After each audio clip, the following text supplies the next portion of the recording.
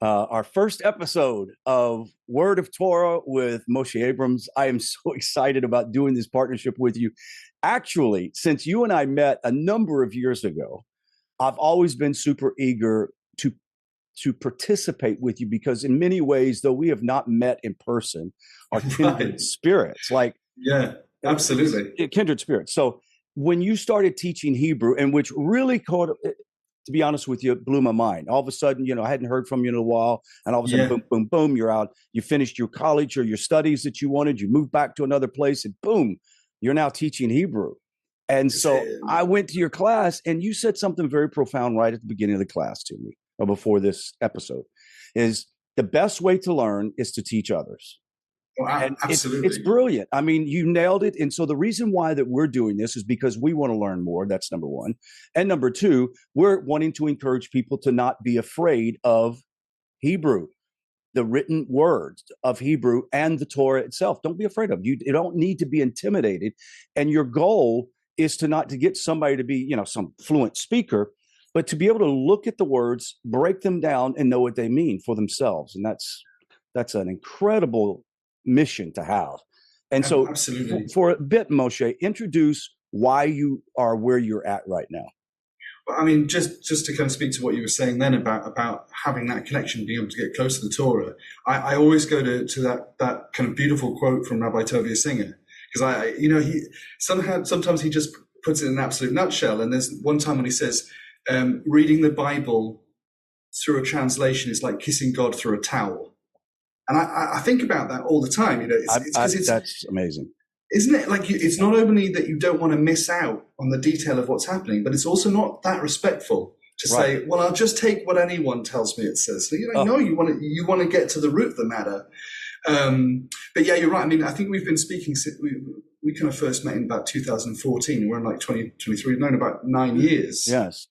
And when I moved out of the city and down to the country, I moved to this small town in Devon. And the guy who's kind of running everything for the Jewish community there was like, he came and said, like, I need more things happening. He's this dynamo. He's always every holiday something's happening. I don't know how he gets his energy. But I said, well, I don't know what I could do. But on Mondays, I'm sitting down to learn biblical Hebrew every week. And he said, great, you'll do a class. That's like you got wrangled in to teaching a class because you wanted to learn. Right. I think you've turned 2 pages at once then, with what I was saying to him. And he said, no, nonsense. He said, I don't know how to teach a class. And actually, I was a primary school teacher at this point, So I knew how to teach children. And he was like, well, he quoted the Lubavitcher Rebbe. He said, if you know Aleph, teach Aleph. Right. And, so I started teaching that class, and that class was rubbish. But that was 6 years ago. And actually, so is that the class that all the little old ladies, the pensioners, were falling asleep in? Well, they weren't even falling asleep. They were like a primary school, an elementary school class. Right. They were, going on tangents, and they were going back and forward, and I couldn't control them. I was like, this is like my first day teaching primary. And then I said, okay, eyes on me in 5, looking this way in 4, closed mouths and open eyes in 3, and it worked. And so I was like, oh, actually, what works with children works with adults as well. So I started bringing in color, and I started bringing in silliness. I was like, oh, silliness is the core of this thing, because it's got to be fun. You're right. But what you said about not being scared, I mean, so many people find this kind of thing intimidating. I've got a lady who's in her 80s, and when she started learning me, she kept on telling me, oh, I won't be able to do this. And I was like, you're not allowed to say that anymore. You're banned. You're in trouble if you say that. Good. Yeah. Because she's amazing. She's in my flagship class. She's been going the longest few years now. Right. And she's great. But she had to get past the idea. She had to stop saying that she couldn't. As soon as she said, maybe I can, No, and I think what your style of teaching, and you're going to discover this, you're watching this video for the first time, you're going to discover that you'll get pulled into it and you're learning before you really know it. And that's brilliant. If you're doing that on purpose or just something you stumbled over, it doesn't matter because it works. Okay. Right. And I think the key is you are keeping it true to even the primary school level. Heck, we can all learn. But I think as well, I can't take it credit. really, because this book is just a really good book. Like, that's what it comes down to. I can't believe it says that. You're like, you're like, I've read this 100 times and I never knew it said that. You know, you're actually sourcing a book that's the oldest and most read book in the history of mankind, and it's still a good book. Yeah, and it still has more. It still has the kind of the ability to kind of go to shock you and go, oh, can't say that because it. Okay, so Moshe, we're going to dive in because I don't want to take too much time. Cheating the person's going to be watching this, and so if you're watching this, we want you to do me a favor. Go to Word of Torah on YouTube. Just type in Word of Torah. You'll find Moshe's YouTube page. Subscribe. Please do that. That's first. Number two, if you are not a subscriber to Nativ online on YouTube, take time to subscribe to that, and you're not going to regret it. A lot of great places, things to learn. So where do we start in this big? Somebody picks up the Torah.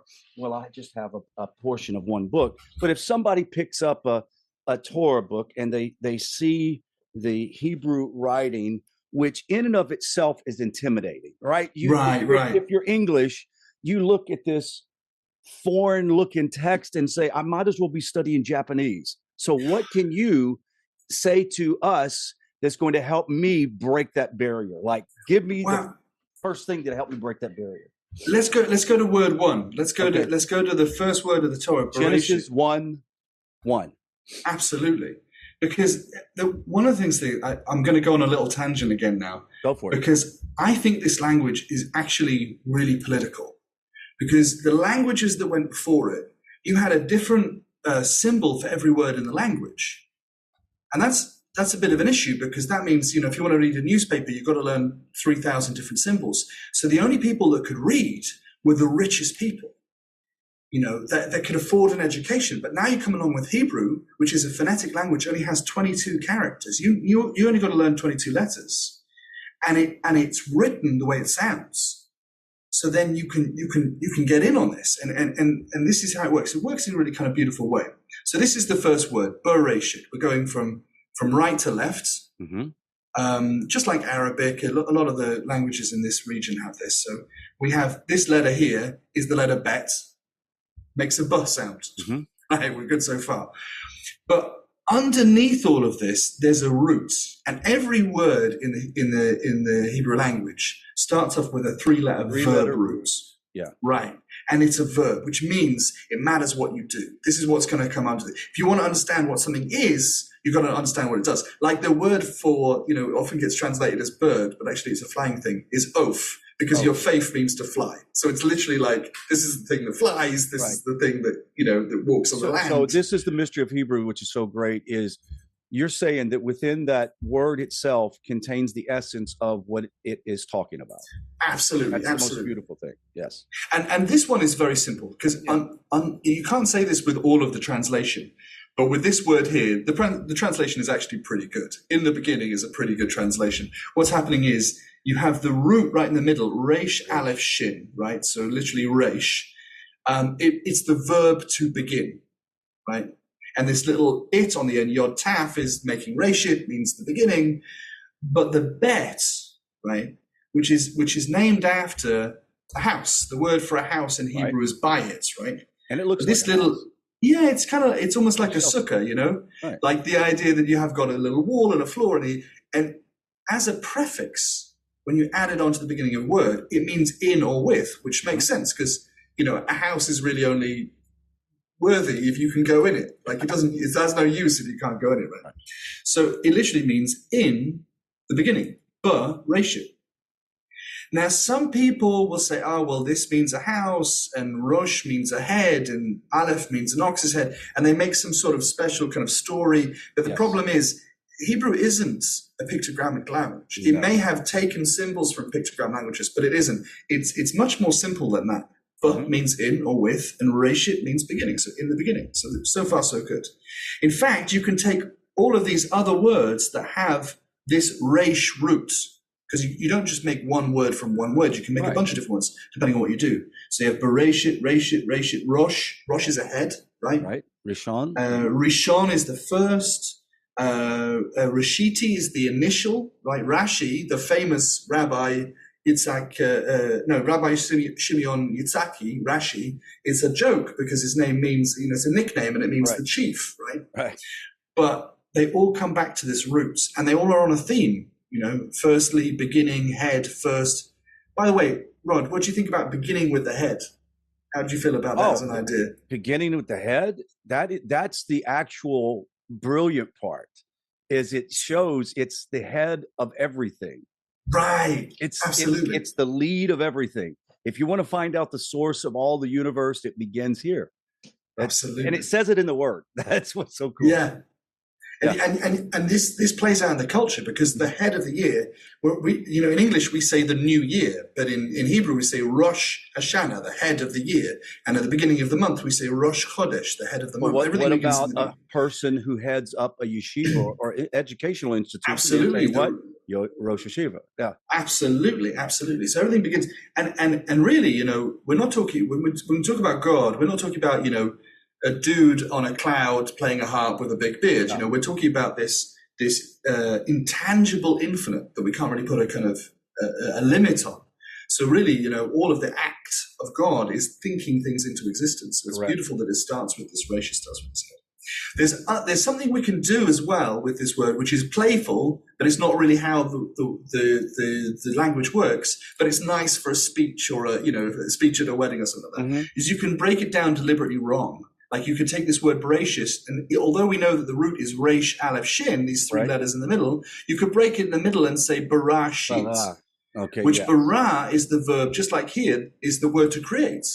And shis in Aramaic means six. So you could say, if you cut it in the middle, Barashit, it means created in six, which is nice and it's clever, but it's not really the root meaning. You're allowed to do it so long as you know that that's not really what's happening.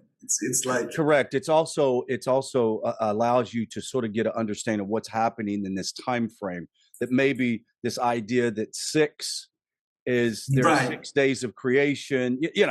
There's all kinds of things you play with it, but it has to stay within the context of what we're talking about. Yeah. Because the more familiar you get with something, you can there's play in the joints, so long as you don't divert from what. Mm-hmm. Because we have to be very careful when we're dealing with God's book.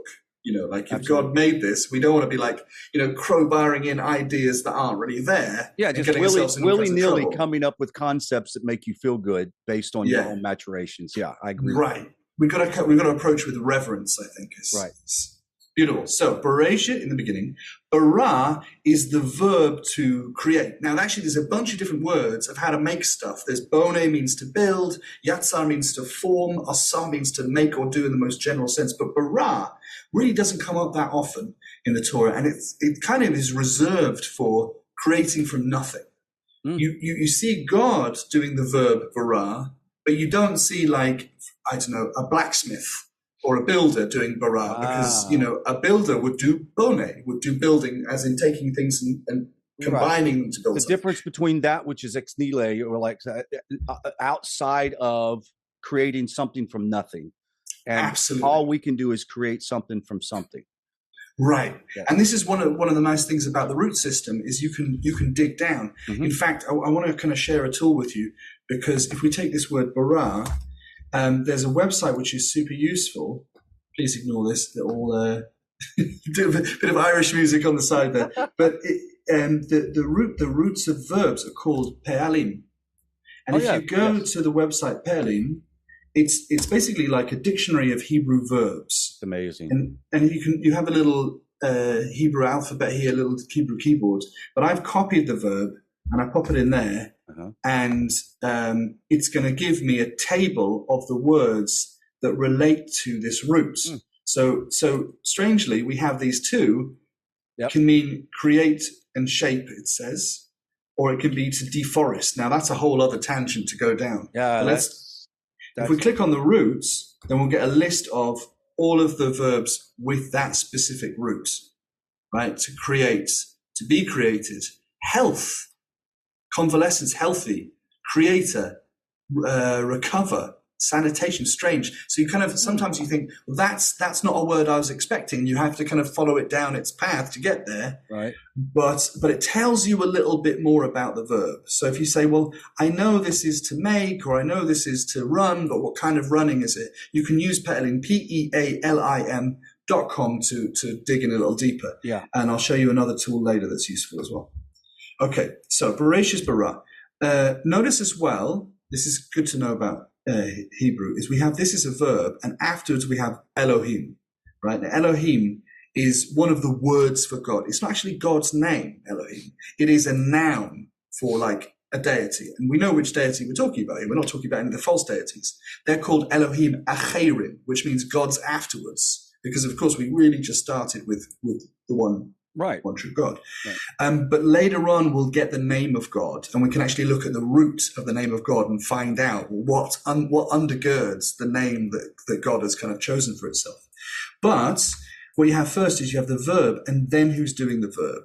Now, Hebrew doesn't have to do that, but it really very often you get verb first and then who's doing it. So, bara Elohim, although it technically means created did God, it means God created. So Bereshit bara Elohim, in the beginning God created. And then we get this one extra word here, et, which we'll talk about in a minute, which is actually not something that ever gets translated into English, not because it's being left out, but because it's not necessary for our functioning. It's not necessary for our language. Do you see what I mean? There's some differences in the way languages work. Right. Just as we're passing, I just want to point this out because I've made a slide for this to tell you. There are some symbols on here which are vowels. Like underneath the aleph, there is this segol, this triangle of little dots. I like to think of them as 3 little eggs in a nest, and they make an eh sound. Okay, that's good. Over the lamed, there's a dot, and because it's over, it makes an O sound. So low. Low. Underneath the chirik, there's this little dot, and there's also this little wishbone. Right. And the wishbone is not a vowel. What that is a musical cantillation. Right. So I'm going to leave them in here now so that we get used to ignoring them until we're ready to sing the Torah. I think it's a great idea. And also, I like the fact that you did not talk about vowels up front because we're not wanting to cloud things up. What we're going to do is give you the basics, and you're going to learn your vowels as we go through. So totally. Don't sweat this. If you see all these dots and go, oh my goodness, I don't even know what he's talking about. Clearly, it's all right. Watch this. A lot of these things, you've got to make a mark on a page, and just say, right, that's my first mark. Where do I go from there? Because you could approach this from so many different things. And some people want to sit there memorizing letters, for a few weeks. And that's absolutely fine. If that's the way your mind works, that's perfectly fine. But sometimes you want to get straight into the Torah and go, let the story carry me along, and I'll get the grammar as I'm going through with this. And it's okay if you don't kind of absorb everything we tell you from the beginning, because it'll all eventually get there. You just need like something to start with, and you can build out from there. Mm-hmm. So this letter, this word here, et, this is an object marker. What that does is in every sentence, there's a subject who's doing the verb and an object that's being done too. Like, for example, if I pick up this pencil, I pick up the pencil. I'm the one picking up, so I'm the subject. The pencil's being picked up, so it's the object. And this et points to the thing which is the object. So Bereshit bara Elohim, God is the subject of the sentence because God's doing the verb. Et hashemayim, the et points to shemayim, which is the thing which is being created. And hashemayim is the heaven. Right? So Bereshit bara Elohim, et hashemayim. And then we get a second et, we get v'et haaretz. So et doesn't mean and. The vav here means and. It's a prefix. You stick it on the beginning of something. If you want to say fish and chips, fish is dag in Hebrew and chips is chips. So if you want to say fish and chips, you'd say dag for chips, right? There you go. So we're sticking the ver onto the et because it's a convenient place to put it. And then we get haaretz. It's interesting as well, though. It makes sense that the Torah describes the heaven as being created first and then the earth. Yes. Because, it's God first, then us. Correct. We have a cousin religion, wonderful people. I think maybe I don't necessarily agree with their ideas, but the people themselves are wonderful. But there's a paradox in their religion. They say this is a paradox. Could God create a rock so large that he himself could not lift it. And for them, that's a problem, right? Right. But for us, it's not a problem. And I'll tell you why. For us, we have specific definitions of God, like God is infinite and timeless, right? And so could God do something which is self-defeating? The answer is no, right? Could do something, he can't destroy himself, God can't die, God couldn't become finite because it's not God anymore, right? So all of those things are silly to us. So if you could create a rock so big, no, God can't do that. It's something God, but our cousin religion doesn't like the idea of saying God can't do something. Well, God can't punch itself in the face. That's silly, right? We don't want it to, and it couldn't. It's not something that can happen, right? But if you want to say God is the biggest, the nicest, the what it is what you're eventually saying is whatever I imagine is the best thing, that's what God is. And the problem is you're starting with your imagination. The Torah starts with Hashemayim, the heaven, and then it goes to the thing about this is Hashemayim is still something that we don't fully understand what that means or is.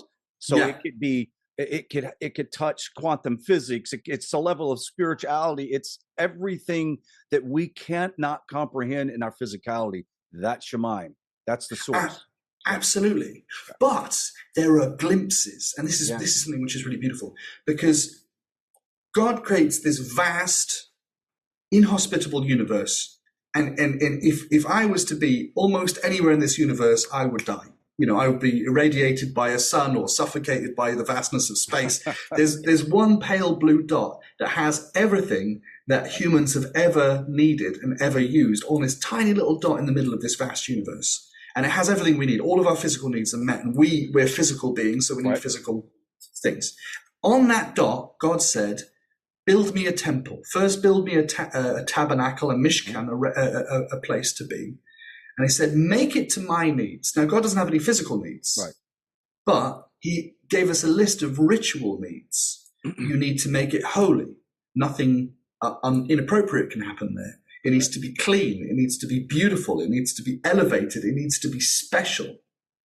So, in effect, God's telling us, this is what I need. I'm not the mundane. You can't bring me into a corner shop and say, stand there in the corner. You've got to get the whole people had to get themselves in the right mindset in order to invite God into the camp.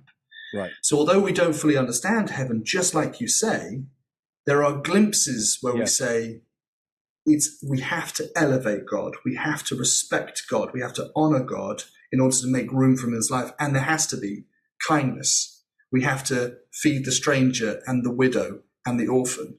But it's also about us all actually elevating, because when we go to the temple, we actually go up to the temple. We elevate ourselves. When we give charity and do mitzvahs of kindness to other people, we're actually helping to elevate other people. The idea of a korban was to bring to elevation, bring an offering. This is beautiful, man. This is incredible. Good stuff. Absolutely. You're making yourself a holy dwelling place for God in your life. You're making your life fit for God to inhabit. Absolutely. I completely agree with you.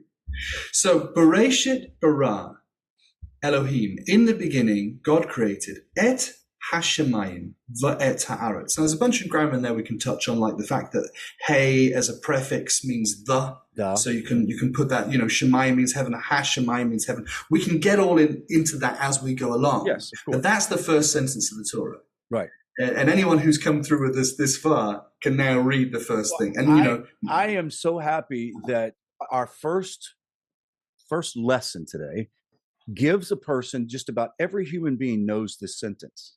Right. And now every human being can watch this course or watch this lesson and be able to repeat that and understand it. So if someone will take this lesson today and watch it over and over till it becomes part of your conscious, we're well on our way to helping many thousands of people learn God's holy word. Isn't that awesome? Amazing. Wonderful. That is awesome. So exciting. Look, I just want to remind those people that are watching, hey, guys, you have got to pay attention to what's happening, because a lot of good things are happening in the world around us. Even though there's a lot of chaos, we have to remember that Hashem is still the creator of the universe. He is still master of the universe and in control of all things. Keep your trust in Hashem. cling to Torah like you've never before, and let's learn. Let's elevate ourselves now to learn Hebrew. So here we go.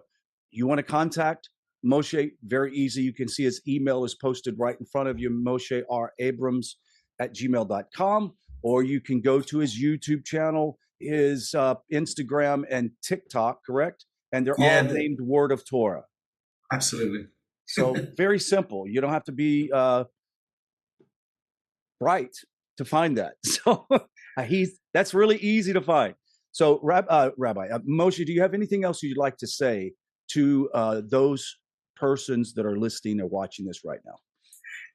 Just I'm excited. You know, we've done this with a lot of different people of a lot of different ages, a lot of people who felt like they were confident or felt like they weren't confident. And, you know, we just keep going and everybody gets it. You know, this is a nice thing. We have a number of our students worldwide with Nativ that take your class, and I've not heard one of them say it was rubbish. Okay. So good. Okay, not one person. If anything, everybody's like, I can't believe that I'm learning so easily, not only the words, the Hebrew, the letters, but I'm also learning the Torah. That's the thing that you're going to learn in this. And this is going to be so much fun. So guys, that's just awesome. One more time, make sure to subscribe, like, and share this video with your friends. And Moshe, go to his channel, which is Word of Torah at YouTube. Subscribe to that. And until the next one, study, and we'll be back, right? Leitrot.